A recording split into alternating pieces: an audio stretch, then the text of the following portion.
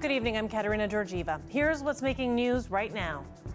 It would be huge. Those types of investments, a battery electric manufacturing plant, that's a generational, transformative investment. Anything that can show that somebody's on our side trying to help us get ahead instead of it feeling like the system's always just trying to push us down. You will meet wonderful people and learn things that you never thought you would ever know about, and you'll have fun. Thanks for joining us. We begin with news that a major investment is coming to Windsor, Essex. CBC News has confirmed reports that Stellantis is going to build a new battery plant for electric vehicles. Our Chris Ensing joins me now live in studio with more on this. Chris, talk us through this. What can we expect here? Yeah, Kat, an industry source told me this afternoon that they're going to be in Windsor on Wednesday when Stellantis will announce a new battery plant for the region, a major development and a massive push by automakers to shift to electric vehicle production. Stellantis hasn't confirmed anything, neither has LG Energy, the reported partner in this plant. I asked local Unifor 444 President David Cassidy about the news earlier today. It would be huge. I mean, you look at the battery plants and the amount of people that it employs, it would be a great story for Windsor, Essex County. And how does that fit in with Stellantis with the idea of a new vehicle coming through or the electric vehicle production? Well, we have that 1.3 to 1.5 billion dollar investment that we bargained in 2020, and this will play perfect together. I mean, it'll couple together just perfect. It'll be a great marriage, and I'm excited to see it. I wasn't able to confirm any details about this plant, but that $1.5 billion investment in the local assembly plant, it's to build a new platform in Windsor for hybrid and electric vehicles, which the union hopes brings the plant back to a 3-shift facility. That work, though, not expected to start until next year. So, Chris, where does this plant fit in the grand scheme of things? Yeah, Kat, we've had an eye on it for a while, something that federal and provincial politicians say that they've been pushing for, that they've been working for, especially in Windsor, because of the automotive history, the workforce, but specifically that location. Quebec has the material for these batteries. General Motors is building a $400 million plant in that province to produce battery materials. So is German company BASF. I just spoke with Windsor Tecumseh MP Eric Kuzmarczyk. He wouldn't confirm the announcement either, but laid out why he sees Windsor as the key spot for a move like this. It's about building a supply chain from minerals that you need in the batteries all the way to mobility, all the way into cars and everything in between. And what we've seen the last 2 years is we've seen pieces of that puzzle, those investments being made from Windsor all the way to Quebec.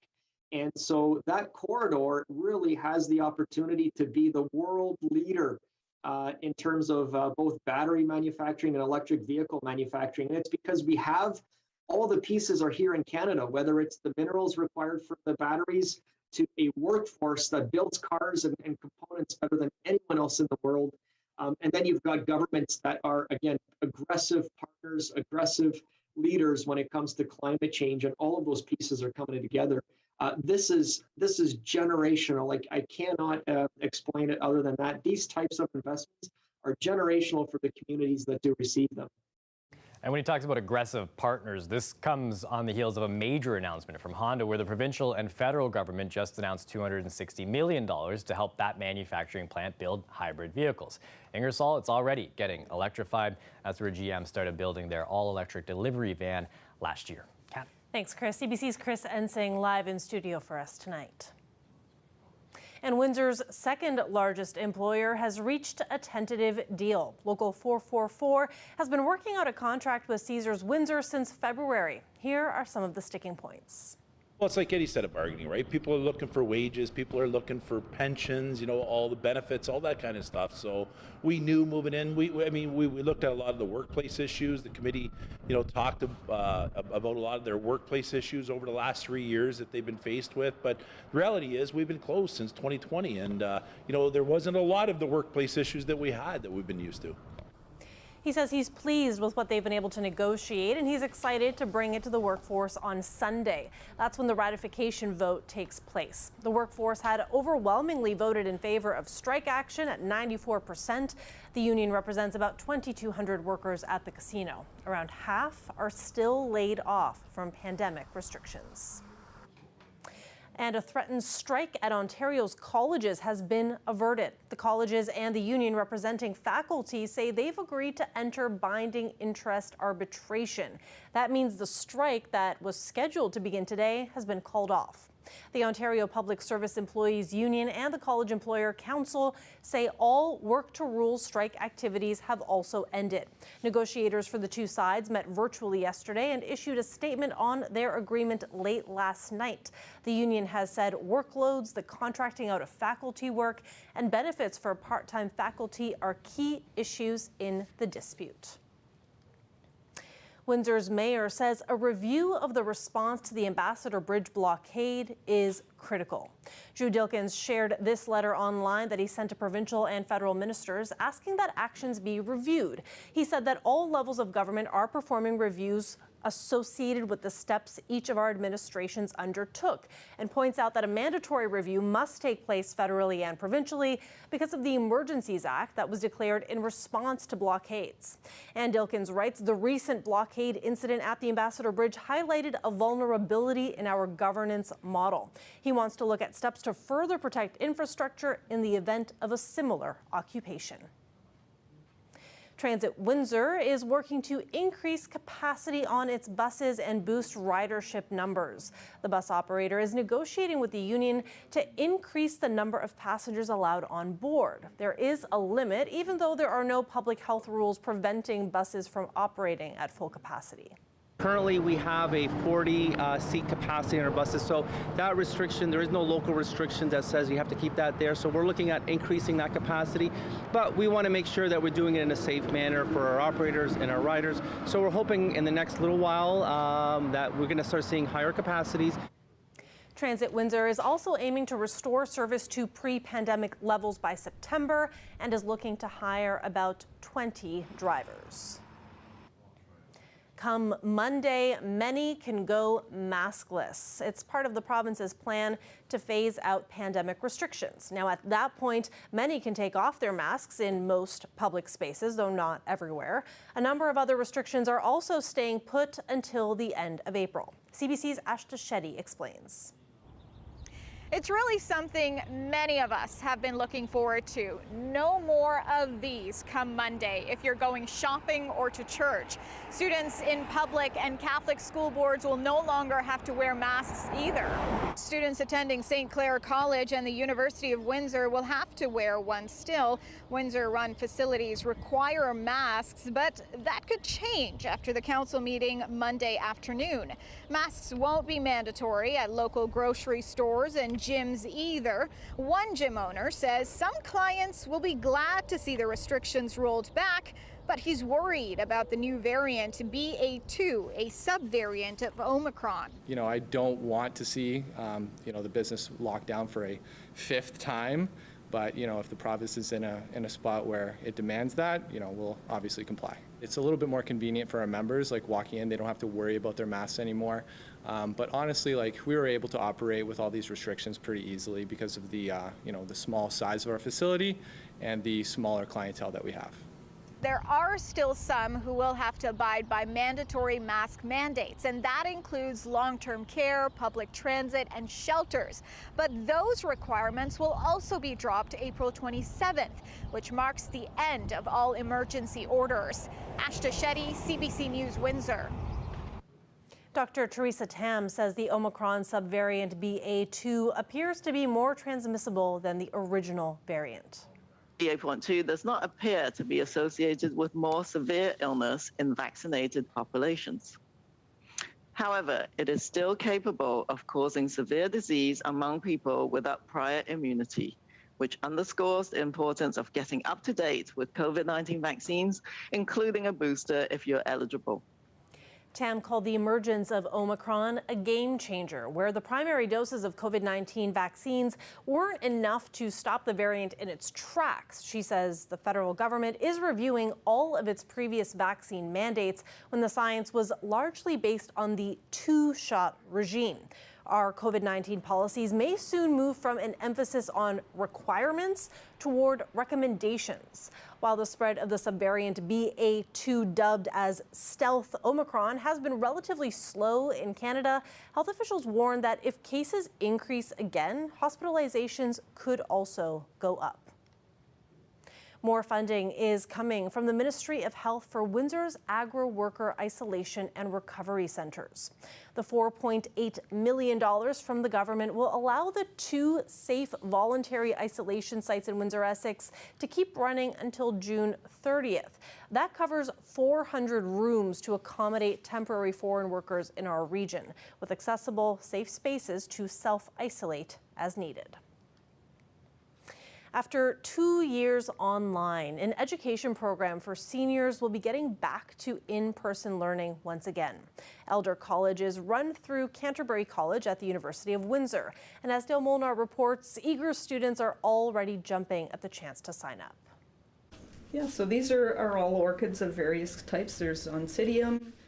Carmen Starnichuk started taking Elder College classes 7 years ago after retiring, and since then has learned a number of things, such as how to grow orchids and how to make wine and pair wine with food. She says taking classes online has been all right, but she looks forward to getting back into a class. I love it because I learn different things I would never have known about, before through my work. And I've made a lot of friends too. Some of those have become really good friends too that I see on a frequent basis. Elder College began at Canterbury College in 2011, and about 1,600 people have taken the fun courses over the years.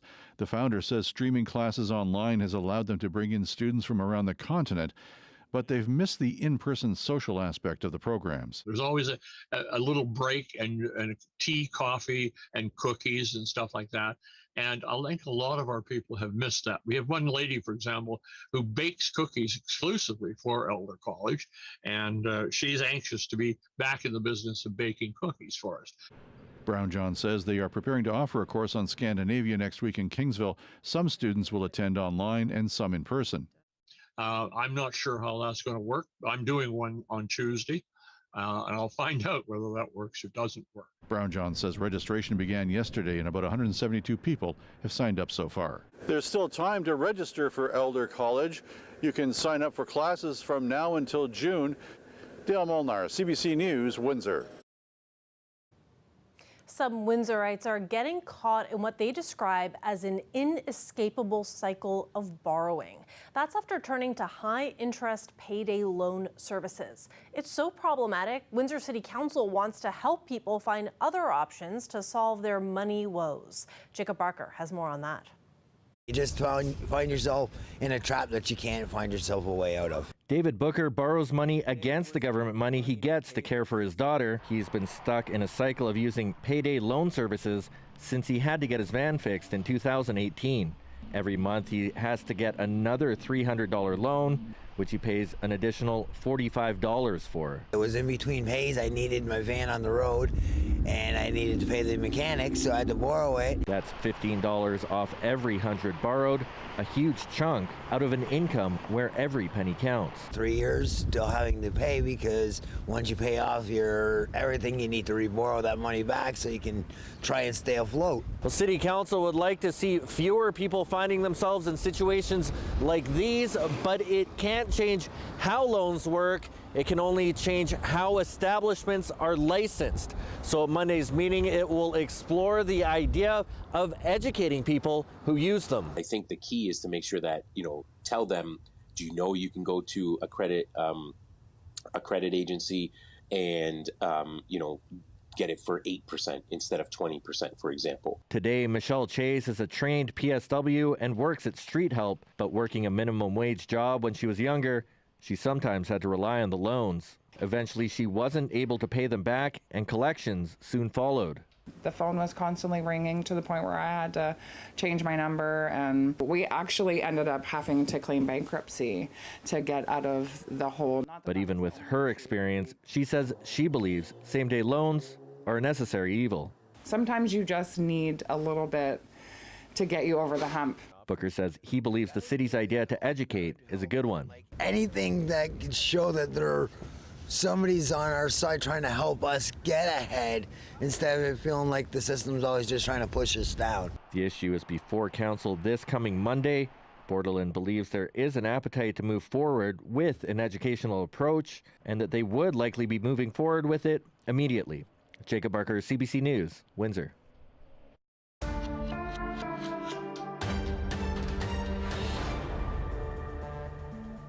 Russian attacks appear to be pushing further west across Ukraine. For the first time, missiles have hit targets not far from Lviv, near the border with Poland. And there are growing concerns Moscow may be changing tactics, turning the invasion into a war of attrition. That would mean more wanton destruction and more civilian deaths. CBC's David Common reports. It was in this city shortly after 6 a.m. that air raid sirens began to blare, indicating something was incoming. And that something was Russian cruise missiles fired from a great distance, dropped from strategic bombers over the Black Sea. They traveled north towards the airport of this western city and struck a target there. It was, we are told by Ukrainian officials, an aircraft repair facility. Now, we know that there had been mothballed MiG fighter jets, among other military aircraft, parked there in recent months. But what the target may have been this time, what may have been inside that building, we don't have a clear sense. What we do know is one person was injured, no reports of any deaths, but it does strike a chord because this city, inside this city, had not until today been attacked in this way by Russian forces. There have been attacks in the surrounding area, but this was the first inside the city. The enemy's strike against Lviv is further proof that it doesn't fight Ukrainian troops. It fights its people. Children, women, refugees, nothing is sacred for them. Meanwhile, in the southern city of Mariupol, strategically important to the Russians who want to land troops there and push through that city, there continues to be significant resistance, but at the theater, which was the subject of an airstrike, the target of an airstrike, 1,300 people, including many children, taking shelter in the basement of that. Only 130 have been rescued so far. What's come of the rest? This point, we don't know. The rescue effort hampered because the attacks continue, almost unrelenting in that city. We have seen, according to official reports from the Ukrainian government in Mariupol, we are told that up to 80% of the housing has either been targeted or destroyed in Mariupol, leaving ruins where once neighborhoods stood. David Common, CBC News, Lviv, Ukraine. Let's take a look outside. Now we've got some rainy conditions on the way. Nick Sirkovich is here after the break with a look at our weather. Stay with us.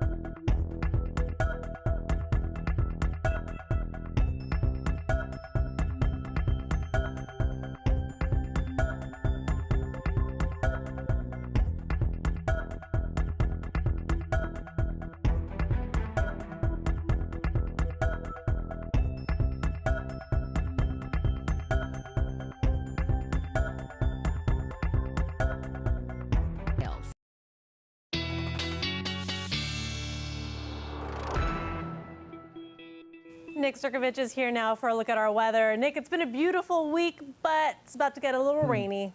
It is, yeah. Actually, it's right on the doorstep there of Windsor, just showing up in Michigan. I want to show you the radar image because something we haven't really seen for a while. Thunderstorms. It looks like there are some rumbles of thunder down in lower Michigan. It's part of a bigger system, actually, that has some fairly heavy rainfall. I was looking at some of the weather reports down in northern Indy there, and it's and some of them are actually reporting some pretty heavy rainfall. So watch for that coming up within the next hour. This system is going to start sliding through, and you see some lightning bolts in there as well. So the potential for thunderstorms. Here's a look at the forecast then. As it rolls through, we're seeing that move through in about the next hour, and then kind of tapers off into tomorrow morning. We get more in the way of showers, and then sort of on and off showers throughout the day tomorrow. You'll notice on the backside of this some cooler weather, even the risk of some wet flurries through Saturday night into Sunday. Now, it's not going to stick around. I mean, the temperatures are going to be well above the zero mark into Sunday. But nonetheless, through the overnight period, we're looking at temps that are right around the zero mark.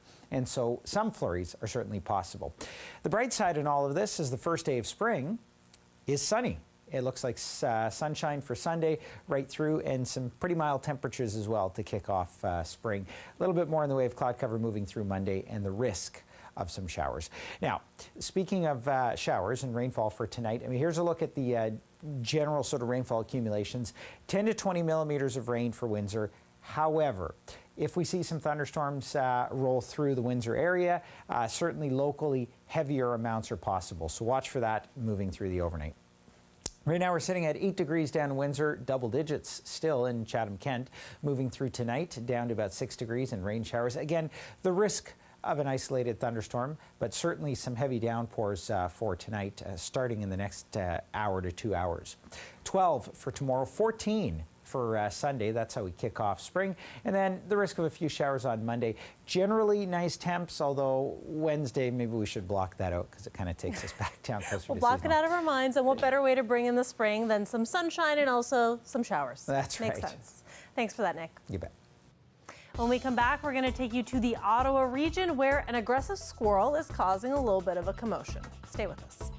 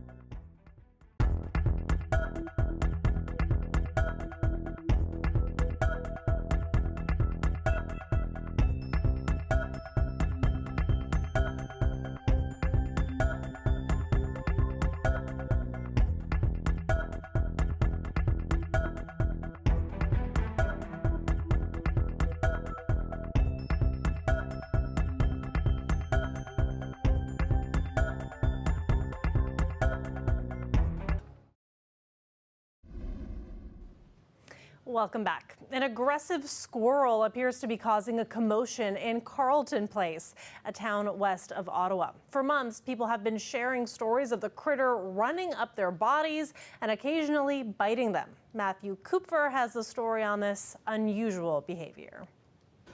The tracks are still fresh in Carleton Place, and so are Jeff Samler's memories of his encounter with the squirrel he calls Shorttail. It was just a normal Sunday afternoon, and so I come out to move my truck around, empty out the back, and all of a sudden, here's this squirrel. That's when he ran up my body and ran around my head. And like, I mean, as you can see, I got long hair, and I think he got tangled up in there a little bit. Well, I guess he thought I was trying to grab him or something like that, and that's when he bit me right through the glove. So.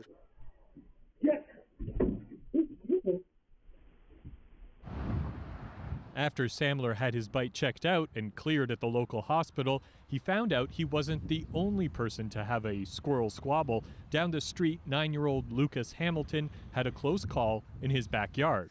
He jumped up on me and tried to go into my glove and tried to come up here, but I blocked him off and I threw him off. But he came back up and I knocked him off, but he went on to the handle of my bike over there and I ran away. CBC showed Samler's video to this Carleton University lecturer of natural history. Yeah, that's wild. He says it's unlikely the squirrel is sick. Rather, it's become accustomed to being fed by people.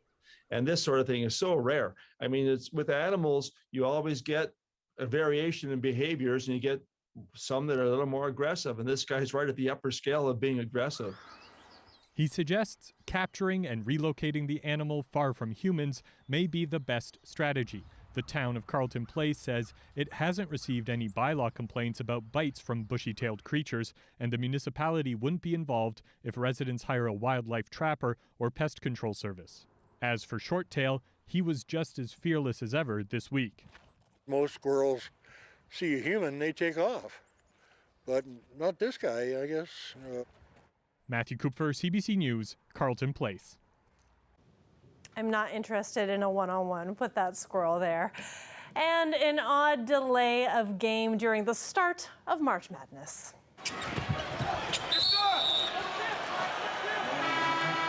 Yesterday's first round matchup between Indiana and St. Mary's was put on hold after the ball got stuck above the backboard. First, the referee and players tried to dislodge it using a floor mop. No luck. Enter the Indiana cheerleaders to save the day. A quick leap and the ball was recovered, much to the delight of the fans. And just a note, Indiana's cheerleaders put in a better performance than their team. Indiana lost to St. Mary's 53-82. That is it for CBC Windsor News. For news anytime, go to our website, cbc.ca/Windsor. Thanks so much for watching. Have a great weekend.